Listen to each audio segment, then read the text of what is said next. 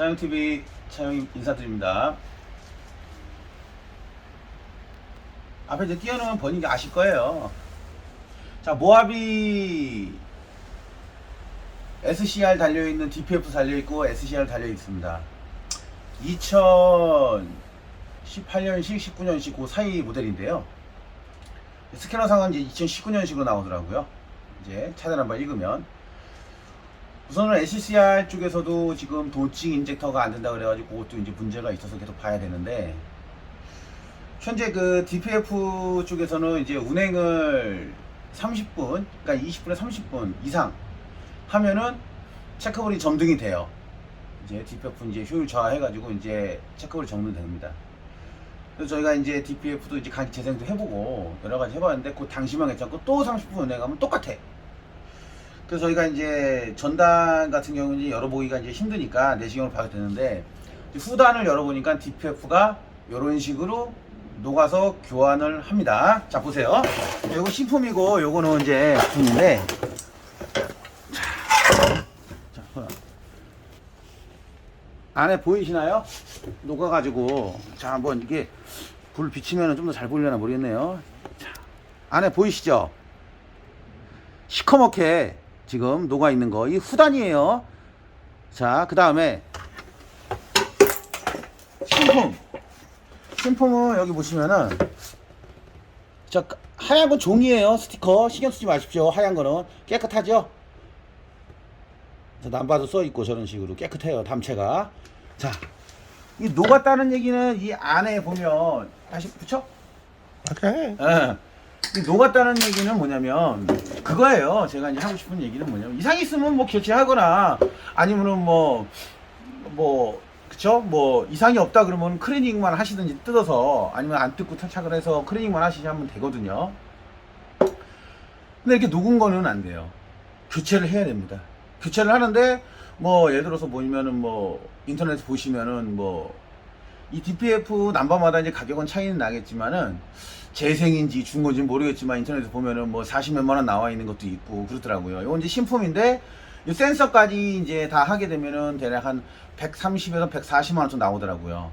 근데 요게 또 요보다 전 모델 같은 경우에는 180만 원, 센서 빼고도 한 180만 원, 센서까지 하면은 뭐 한 200만 원 가까이 나온다. 이 정도 굉장히 비싸다는 얘기죠. 그 얘기를 하는 거예요. 근데 저는 정기적으로 DPF 같은 경우에는 전화들이 많이 옵니다. 정기적으로 클리닝을 해야 됩니까? 어떻게 관리하면 됩니까? 이런 전화들이 많이 옵니다.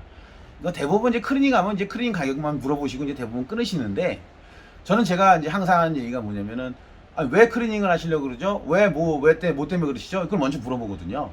그냥 인터넷으로 봐서 그냥 이슈화가 됐으니까 클리닝 하려고요. 사람도 예를 들어가지고 내가 라면을 먹고 응아 싸는 똥하고, 내가 한식을 먹고 응아 싸는 똥하고 틀리죠. 냄새부터, 방귀 냄새부터 틀리지 않습니까? 가장 중요한 건 뭐냐면, DPF는 엔진에 다 연소된 가스에 대한, 예를 들어 가지고 그쵸? 거기에 대한 이제 예를 들어 한 번 더 얘가 이제 필터하기 때문에 한번 필터링을 하는 거 아닙니까? 환경 때문에. 그쵸? 그렇기 때문에 DPF가 막힌다, 저렇게 DPF가 녹아내린다, 이 문제는 엔진 전, 그러니까 엔진까지도 이제 봐야겠지만 인젝터 쪽이라든지 아니면은 흡기 쪽이 많이 예를 들어 가지고 오염이 됐다든지, 그렇죠? 어떤 센서류가 문제가 됐다든지 이런 쪽으로 많이 봐야 됩니다. 그러니까 DPF에 대한 여러 가지 클리닝을 하고 이런 것도 좋지만, DPF가 막혔다 그러면은 DPF 전에 대한 엔진부터, 터보부터 엔진 그쪽부터 전부 다 꼼꼼히 봐야 된다는 얘기죠. 그래서 저희가 항상 하는 얘기가 뭐냐, 정상인 상태에서 클리닝에 대해서 크게 보는 것보다 정상인 걸 계속 정상으로 만들어 두지 않냐. 그 다음에 어떻게 정상으로 만들어 주냐, 항상 흡기를, 엔진이 흡입하는 공기를 충분할 수 있게끔 청소를 해줘야 되는데, 탈착을 해가지고 청소를 해도 됩니다, 깨끗하게.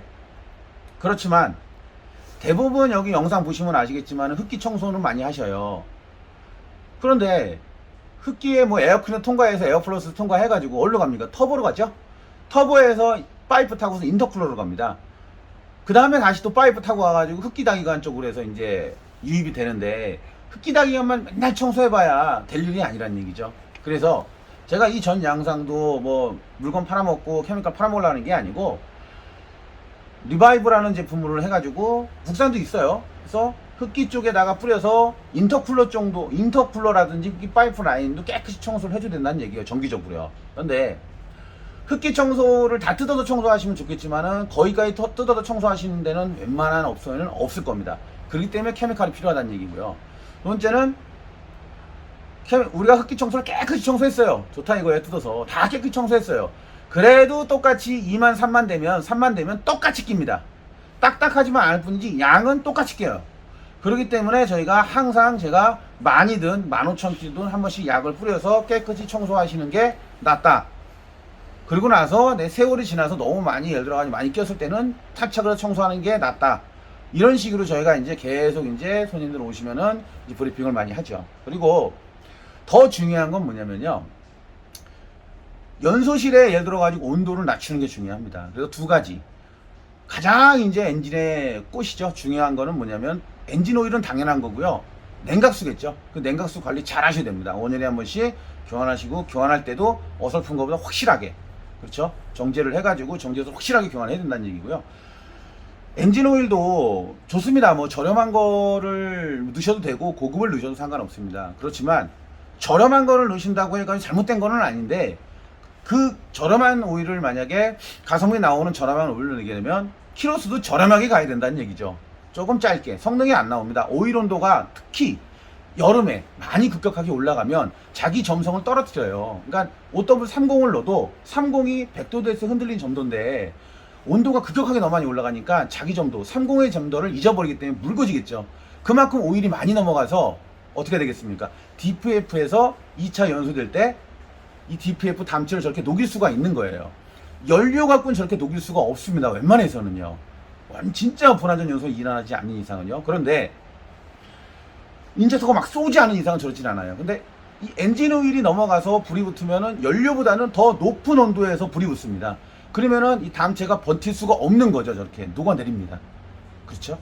그렇기 때문에 오일을 저렴한 걸 넣든 조금 고급을 넣든 성능이 나올 수 있는 만큼만 타고 말아야 돼요. 그러면 성능 나오는 게 언제나 또 물어보죠. 또 전화로 물어보셔도 되고. 우선은 엔진 오일 넣었을 때는 1000km까지는 2000km까지 무조건 다 좋아요. 그만큼 더 좋냐 안 좋냐지. 그러면 예를 들어 가지고 1000km까지 예를 들어 가지고 탔어요. 2000km 탔어요. 너무 좋아. 그런데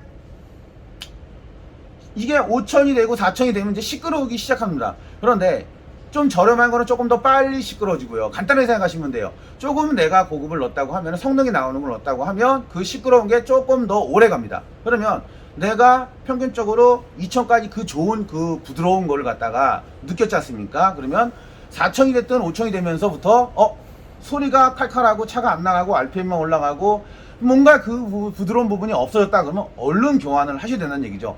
그 뜻은 뭐냐면 키로수를 따지지 말라는 얘기입니다. 키로수라는 건 정하는 거는 그거는 차 상태에 따라서 운전 조건에 따라서 그렇지 않습니까? 봄이냐 여름이냐 가을이냐에 따라서 틀린 거기 때문에 내가 이거를 키로수를 정하면 안 돼요. 그게 바로 미스내는 부분이란 얘기죠. 그러니까 엔진 관리, 자동차라는 거는 전체로 봤을 때 재생 능력이 없다. 항상 제가 얘기하는 겁니다. 사람은 다치면 낫지 않습니까? 자동으로. 차는 안 그래요. 그래서 클리닝 청소하고 오일 교환하고 그 다른 액체들도 이제 정기적으로 교환을 하지 않습니까? 근데 저는 항상 얘기하는 게 뭐냐면 기간을 다 채우지 말고 조금 괜찮았을 때, 좋았을 때 그때 교환해야 더 좋죠. 성능은 계속 나오죠. 다른 얘기도 많지만 우선 DPF만 봤을 땐 그럽니다. 그래서 저렇게 담체가 녹았을 때 방식 이 차주분은 키로수를 조금 오버해서 좀 타신 것 같아요. 우리 오시는 분이신데 또 그렇다고 뭐 제가 그 키로수를 항상 전화할 수는 없는 거고. 그래서 요 지금 엔진 오일을 조금 늦게 바꿔서 이렇게 담체가 녹은 것 같습니다. 많이 넘어가서. 그래서 엔진 오일 관리를 잘 하셔야 됩니다. 그리고 규격. 요즘 보면은 C1, C2, C3, C4, C5 이렇게 나오지 않습니까? 그런 것처럼 그 C, 그러니까는 이 DPF에 대한 뭐 예를 들어 가지고 이제 연소가 예를 들어 가지고 그렇죠? 간단하게 예를 들어서 연소가 다 되는 거. 그러니까 화학 뭐 이런 성분이 뺐다. 그렇죠? 그다음에 C가 예를 들어가지고 C3가 기준이지만 뭐 C2도 나오고 C1도 나오고 많이 낮지 않습니까? 그 좀 C 뭐 4도 나오고 이제 그 회사마다에 대한 규격들이 있으니까 꼭 그런 규격을 지키면서 근데 그 규격은 요즘 다 있더라고요. 엔진 오일이에요. 그래서 잘 이제 오일에 대한 그 좀 내가 봤을 때 마음에 안 들다 칼칼하다 했을 때는 빨리 교환하시는 게 낫다라는 얘기입니다. 원체 또 DPF도 비싸고 SCR도 비싸고 이 환경 문제가 가장 큽니다. 왜? 우리만 살고 죽을 거 아닙니까? 우리 자식들한테 이런 좋은 환경을 물려줘야 되지 않습니까? 그렇기 때문에 전 세계에서 자동차를 만드는 회사를 굉장히 닥달을 하죠. 결국은 주머니 사정은 소비자가 다 내는 겁니다. 하여튼 요 교체하는 거는 어렵지는 않아요. 모하비는 이렇게 하면 되고 다른 차는 어려운 차종이 있습니다. 그래서 이제 관리들 잘 하시고요. 또 궁금한 거 있으면 전화번호 나와 있지 않습니까? 예, 전화번호 나와 있으니까 오전 10시부터 오후 6시까지 언제든 전화 주십시오. 만약에 제가 퇴근하면서 전화가 와 있으면 다음날 다 전화는 드려요. 뭐 가끔 뭐 미스내서 뭐 못 받아가지고 서로 이제 그런 뭐 스케줄이 안 맞아가지고 뭐 전화 못하는 경우도 있기는 하는데 거의 99% 그죠? 10개 오면 하나 정도는 못해도 다 전화 드려서 상담을 진행합니다. 시청해주셔서 감사하고요. 또 다음에 또 좋은 영상 있으면 올려보도록 하겠습니다. 감사합니다.